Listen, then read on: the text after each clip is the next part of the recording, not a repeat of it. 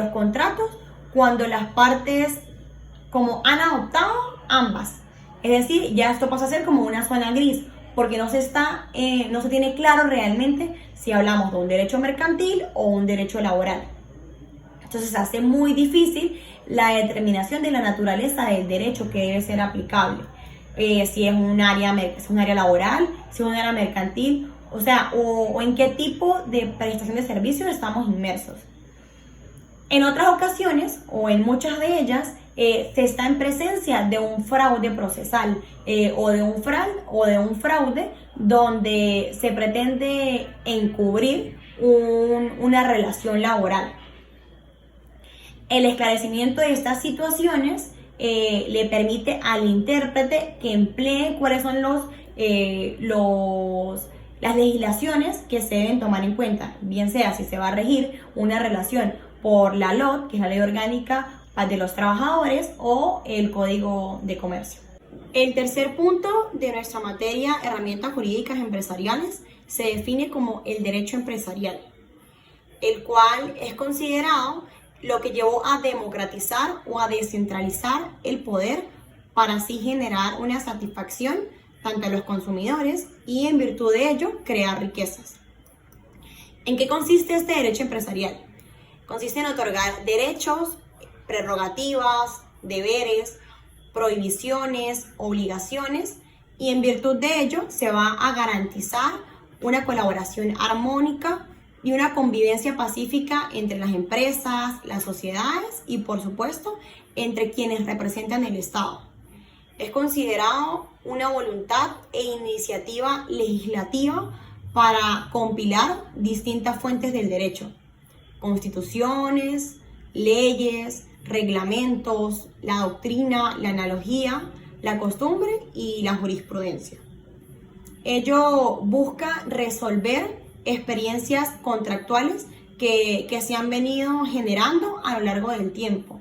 Se aboca a los negocios, a los desarrollos, a las investigaciones, a las fusiones, a las absorciones de empresas, de sociedades, a las disoluciones, a las liquidaciones y a las eventuales sanciones que pueden devenir de los contratos, de las compañías, entre otras circunstancias. Existen una serie de reglamentos técnicos que son de carácter internacional, los cuales constituyen unas responsabilidades de índole económico. Buscan o tienen un enfoque de desarrollo sostenible, lo cual permite acatar normas que cumplan con diligencia y se administren como los recursos de forma limitada. Se plantea, en virtud de estos lineamientos de desarrollo sostenible, una economía que sea circular, sobre los modos y medios de transformación respecto a la producción de la vida humana. Hablamos también de programaciones digitales, automatizadas, buscando satisfacer a los consumidores y, por supuesto, tributando al Estado, beneficiando una serie de intereses tanto individuales como colectivos, y aunado a ello generando riquezas totalmente ilimitadas. Recordemos que en los imperios se permitían las compras, las ventas, habían manutenciones con esclavos, hablábamos de intercambio de aceites, de inciensos, de fibras de lino, una serie de cultivos, pero la sociedad ha avanzado a tal punto, la empresa, la globalización, que hoy en día no hablamos de esclavos, no se hablan de, por ejemplo, del intercambio de flores, de esencias, lo cual era muy propio de Babilonia, de Egipto, de Grecia, de más que todo de la Edad Media. Hablamos de la impresión de la primera Biblia, que fue impresa en papel cáñamo, en la cual están contenidos una serie de principios éticos que se refieren a la administración del hogar, a los tributos, a los tráficos mercantiles, a la existencia de los obreros. Se ofrecían bálsamos como perfumes, medicinas, es decir, ya existían relaciones contractuales lo que hoy se define o lo que hoy está regido por este derecho empresarial. Los deberes y las obligaciones están inmersas incluso en la Biblia. Hay un pasaje levítico que indica: asimismo, si vendes algo a nuestro prójimo o compras algo de la mano de nuestro prójimo, no le hagáis mal al uno o al otro. Es decir, ya estábamos en presencia de compras, ventas, de adquisición de bienes, de servicios, como hablábamos hace unos minutos, de la circulación de las riquezas. Esta rama o la necesidad de incluir este punto dentro de la materia que me corresponde impartirles el día de hoy, tiene la finalidad de indagar cuál es la importancia que tiene el derecho empresarial y de qué manera ha influido en el crecimiento económico, en el área sustentable de las microempresas, definirlo de una forma más que todo descriptiva. Para poder impartirles esta metodología, se hicieron una serie de recolección de datos, lo que me permite indicarles o comentarles en el día de hoy que el derecho empresarial surge desde los inicios de la Revolución Industrial en el año 1970, donde la escasez de los recursos era tan evidente a raíz de la Segunda Guerra Mundial que eso incentivó a los países a tener la necesidad de industrializarse y dejando a un lado, por supuesto, la mano de obra, optando así por producción industrial mediante la utilización de maquinarias. La revolución industrial trajo con ella un sinnúmero de repercusión en distintos países del mundo. Pese que la sociedad tenía que adaptarse rápidamente a este tipo de condiciones laborales, porque se cambió de una economía agrícola y que se elaborara todo a mano de obra, se cambia al establecimiento de fábricas, donde se le exige al individuo que trabaje de una manera conjunta con las máquinas. Entonces ya no es únicamente la mano de obra del ciudadano lo que va a costar, sino también se está en presencia de producción, de mano de obra, de más capacidad adquisitiva, y en virtud de ello se permitió evidenciar deficiencias en los trabajadores, porque era tal el extremo del trabajo, el exceso de trabajo físico, e incluso ello hizo que se generaran muertes, porque por más que nos estábamos industrializando a nivel mundial, no se estaba en presencia de mecanismos que protegieran directamente al trabajador. Ello generaba incluso amputaciones, intoxicaciones, y es allí donde se genera la imperiosa necesidad de generar el bienestar a los trabajadores en virtud de ordenamientos jurídicos. Para José, un doctrinario venezolano, el derecho empresarial es considerado como una condición que emplean las empresas para sujetarse a reglas determinadas, a leyes concretas, para tener un respaldo en sí mismo. También se puede indicar que el derecho empresarial tiene un enfoque hacia el derecho corporativo. ¿Qué quiere decir ello? Que va guiado a una serie de actividades que van inmersas dentro de una organización. Ello va a permitir regular las pequeñas, medianas y, por supuesto, las grandes empresas. Entonces, pudiésemos decir que el derecho empresarial se encuentra ligado al concepto corporativo, pero también va ligado al derecho laboral, porque es un derecho privado que, además que tiene un enfoque directamente a los empresarios, también tiene un enfoque al área comercial, al área económica, y entonces, por tanto, se puede decir que lo que tiene que ver con la legislación empresarial es multidisciplinaria, porque también se está en presencia de una actividad económica de índole comercial. Hoy en día los emprendimientos van en constante crecimiento. Se ha constituido una gran demanda de microempresas alrededor de todo el país. Las microempresas se han generado como factores que mueven la economía de nuestro país. Este sector ha fortalecido sumamente el Estado en general y ha permitido una expansión del mercado laboral, es decir, hay más posibilidad de adquisición de empleos. Y a su vez, esto le permite al emprendedor mejorar su calidad de vida. ¿Qué podemos relacionar con las microempresas y el desempeño de las mismas? ¿O qué pudiese conceptualizarlas cuando les hablo de microempresas?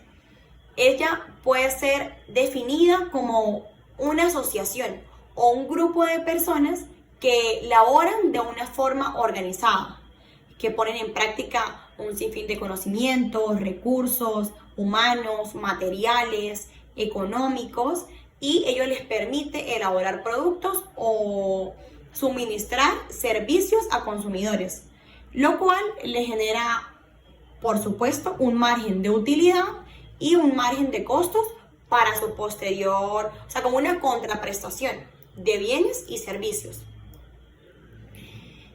No solamente hablamos de las microempresas, sino también de las pequeñas empresas, que son un sector altamente productivo. En este caso, ellos emplean de 10 a 49 trabajadores y más o menos se debe sacar una tasa de cuánto es su valor anual neto para que sean consideradas pequeñas empresas. Igualmente están las medianas, que es un sector productivo que tiene en su haber de trabajadores entre 50 y 199 empleados. Y las grandes empresas son las que tienen más de 200 trabajadores.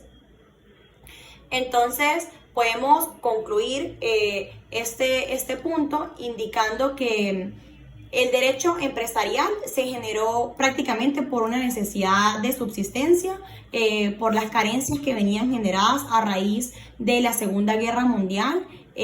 Fue como la necesidad del ser humano por globalizarse y por crecer desde el punto de vista profesional, permitiendo así, valga la redundancia, el crecimiento de las empresas y aunado a ello, el aportar más trabajo y con esto más calidad de vida. Como cuarto y último punto de esta asignatura, tenemos la legislación fiscal o el derecho fiscal, el cual se define conforme a nuestra legislación venezolana como una serie de principios o como aquella que expone una serie de principios o normas relativas a las obligaciones, a lo que tiene que ver con la recaudación de los tributos, y además analiza las relaciones entre los entes públicos y los ciudadanos. Pero ello persigue un fin determinado, que es conocer o que es que los ciudadanos conozcan que deben cumplir con ciertos deberes formales, lo cual está fundamentado en disposiciones legales conforme a la competencia de índole tributario.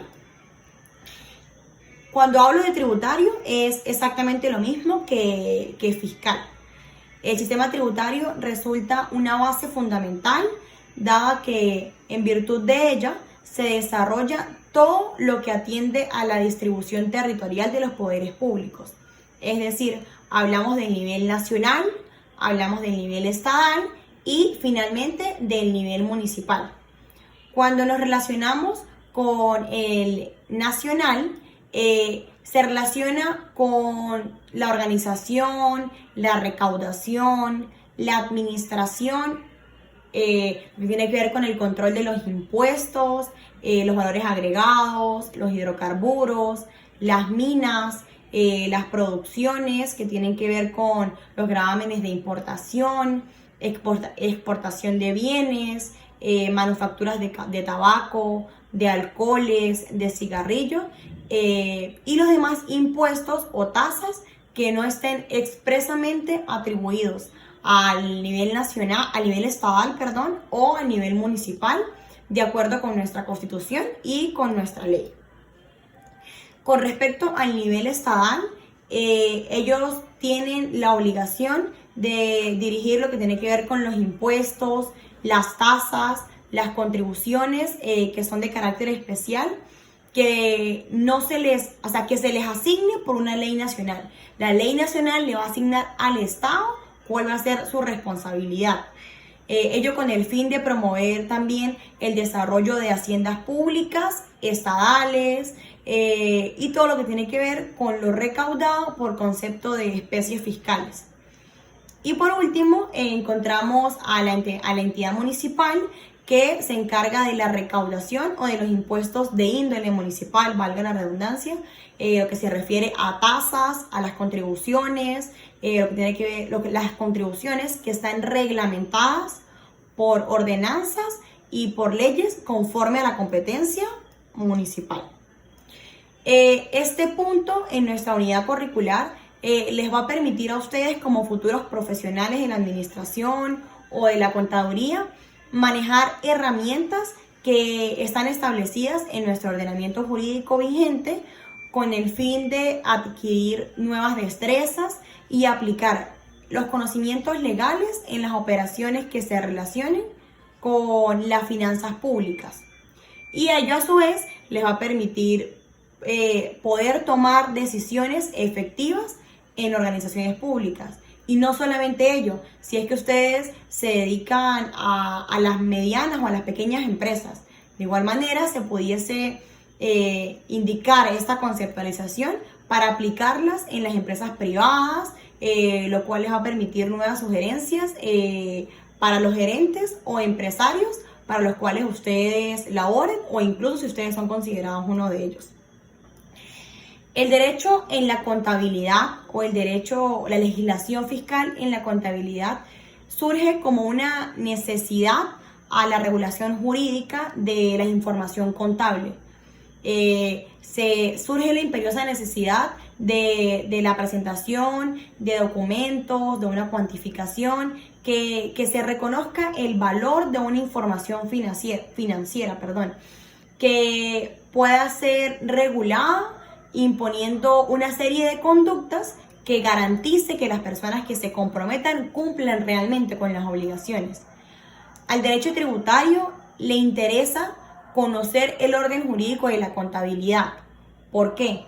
Porque tanto la contabilidad de la mano con el derecho tributario va a comprender aquellas reglas sobre fuentes formales o creación de normas jurídicas que recaen sobre conductas de carácter obligatorio, que en algunos casos están prohibidas, pero permiten llevar a cabo una serie de técnicas contables.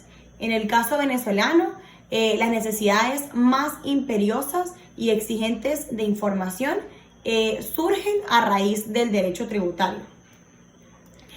Para concluir con este punto, podría indicarles que el control fiscal es un promotor y un productor de la norma o de la normativa contable en todos los ámbitos de la fiscalidad o del área tributaria.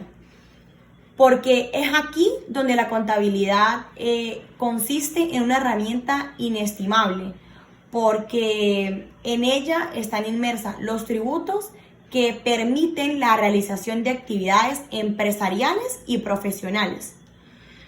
Y este tributo o estos cálculos se van a llevar a cabo, por ejemplo, cuando hablamos del cálculo de rendimiento de dichas actividades económicas, van a partir de los datos que están inmersos en los libros de contabilidad que son llevados por ustedes, no por los profesionales del derecho. Las técnicas de determinación del impuesto sobre la renta y muy específicamente el ajuste por inflación de la renta, lo cual le permite la determinación de los inventarios, el cálculo de los cargos por depreciaciones, amortizaciones y entre otras lógicas o técnicas cuantificables que son inherentes únicamente a los profesionales de la contabilidad. Y por supuesto a ello se le agrega las técnicas de respaldo, de registro de información, donde se usan una serie de métodos o anotaciones que deben ser llevadas por una documentación, por un diseño de libros especiales, para asegurar que las declaraciones y las comprobaciones de las situaciones fiscales de cada empresa, por ejemplo, lo que tiene que ver con el IVA, que es el impuesto al valor agregado, ello debe cumplir una serie de parámetros, se deben tomar en cuenta todos los deberes formales que están instituidos para asegurar un real control tributario, y esto ocurre en la forma en la que se llevan los libros de compra y venta, también en la forma en la que se llevan las reglas de facturación y lo que tiene que ver con el impuesto sobre la renta, con los libros que se relacionan con los ajustes por inflación. Y es así como damos por concluida esta asignatura, específicamente el contenido de la misma. Para mí fue sumamente gratificante formar parte de esta clase, poderles impartir conocimientos relativos a las herramientas jurídicas empresariales. Ello nos permitió estudiar 4 puntos fundamentales, que son el derecho laboral, el derecho mercantil, empresarial y finalmente la legislación fiscal. Pero es importante indicarles que para que puedan aprobar esta materia deberán llevar a cabo un ensayo. El ensayo va a cumplir con una serie de parámetros. Es sumamente sencillo, lo van a hacer con base en lo aprendido en esta clase, va a ser corto, va a contener una portada, el contenido, el desarrollo del ensayo va a ser llevado a cabo en una página y va a tener una introducción, una pequeña introducción y como máximo 2 conclusiones. Esto me lo van a remitir vía correo electrónico. Mi correo electrónico es María D, la D sin la E, losangeles30@gmail.com. Por esta vía yo se los voy a revisar. Es pertinente indicarles que va a ser evaluado el buen uso de la ortografía, la letra base Arial, número 12, el interlineado 1.5. Les pido por favor que el texto esté justificado. Sin embargo, por esta misma vía voy a estar presta para cualquier duda que ustedes tengan al respecto de la actividad o cualquier duda que les haya quedado con respecto a la información suministrada en la clase del día de hoy. Y para finalizar, pues quiero compartirles una frase que es como una premisa que suelo compartir en cada espacio donde tengo la oportunidad de impartir algún conocimiento. Y es que aprender sin pensar es inútil y pensar sin aprender es peligroso. Nuevamente les agradezco su participación, su atención y bueno, aquí tienen más que una docente, una profesional que está presta a ayudarlos o a subsanarles o a dirimirles cualquier duda cuando así se les presente. Muchas gracias.